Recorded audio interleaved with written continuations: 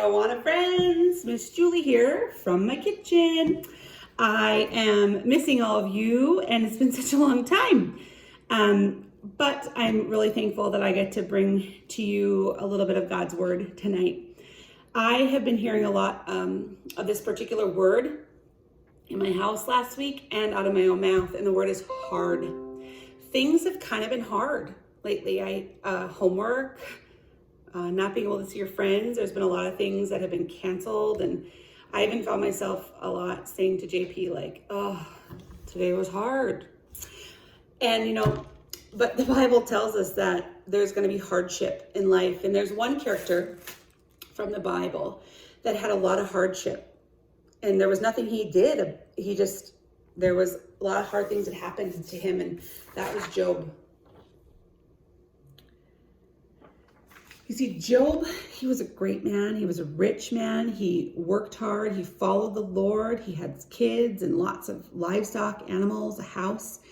And he put God first in his life. Satan didn't like that. And Satan, he told God, like, of course, it's easy to follow you and when you have everything. So Satan and God chatted, and God said, okay, you can try to get Job to not be faithful to me, but I don't think it'll work. So Satan accepted the challenge, and he wanted to see if he could get Job to deny God and to stop following God when things got hard. And so he created this plot where his livestock were wiped out, killed or stolen. His children were killed, and his house blew down. And you know what? He still did not blame God, Job. He still believed in God, and he didn't fall into Satan's trap to think that, well, life's so unfair, and why is God doing this to me? And instead he said, the Lord giveth and the Lord taketh away, but blessed be the name of the Lord. That did not go over well with Satan. So Satan said, okay, well, I'm going to zap you from head to toe with these sores that make you so miserable. And you know what? Job was miserable. It was really miserable. And he wasn't happy about it, but he didn't blame God. He still trusted God. And even in the midst of it, Job's own wife was like, Job, just curse God, blame it on God. And Job's like, no, he didn't. He didn't fall into that trap. And every one of us is going to face hard things in life. Especially lately, I don't know about you, but I feel like there's been some hardship in life. Some hard things since we've been stuck at home. Not stuck. Since we've been required to be at home. And until we get to heaven, there's always going to be some hard stuff here on earth. And but like Job, we need to remain firm in the fact that God is in control of all of this, right? And that hardship doesn't mean that God is unhappy with us at all. Doesn't mean that. Tonight, I wanted to run this lesson by my kids, and I said, okay, sit down. I'm going to give you a bedtime snack, and I'm going to tell you about Job. And so I have these from the school lunches, and I gave them each one little Apple Jack. I said, but you can't touch it or eat it until I'm done telling you about Job. And so I'm telling you about Job, and at the end I said, Job is a really important character. We can learn a lot from how he responded to the hardship in his life. And then I was like, Job lost everything. He lost his livestock and his house. So his wife tried to convince him to go against God, and he lost his fortune, and he lost his health. And I know his friends, they were of no help. They tried to say, Job, you had to have done something to make God mad at you. They tried to convince him that it was God's fault.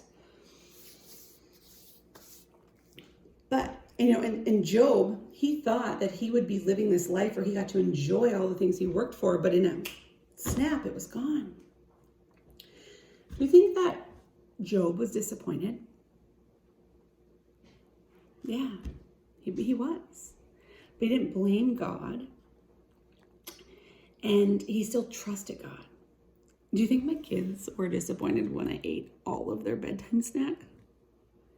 They were. And you know what? Sometimes in life, we don't get what we want. And sometimes we think good things are coming, and then something happens and they don't come.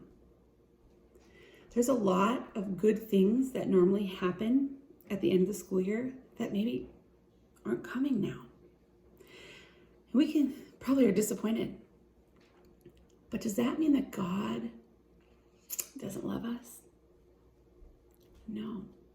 Because God knows about all these hard things and these hardships that you and I are going through. He knows when they're going to end. And guess what?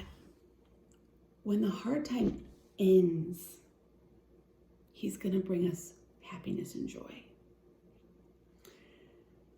And what we learn from Job and the bad things that happened to him, he didn't say anything bad about God. He wasn't happy about it. And there were some things in life that were really miserable, like those scabs and kids being taken away.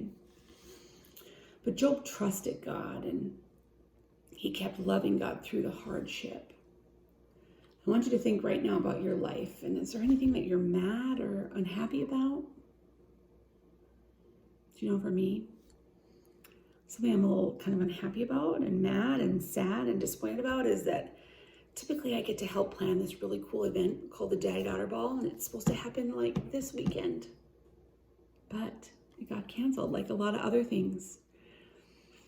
I'm kind of bummed about that. I was looking forward to that. But just because I'm disappointed and got taken away, does that mean God doesn't love me? Does that mean God's unhappy with me? No, it's not about that. It's going to be hard things. Okay, back to Job, because this one has a cool finish.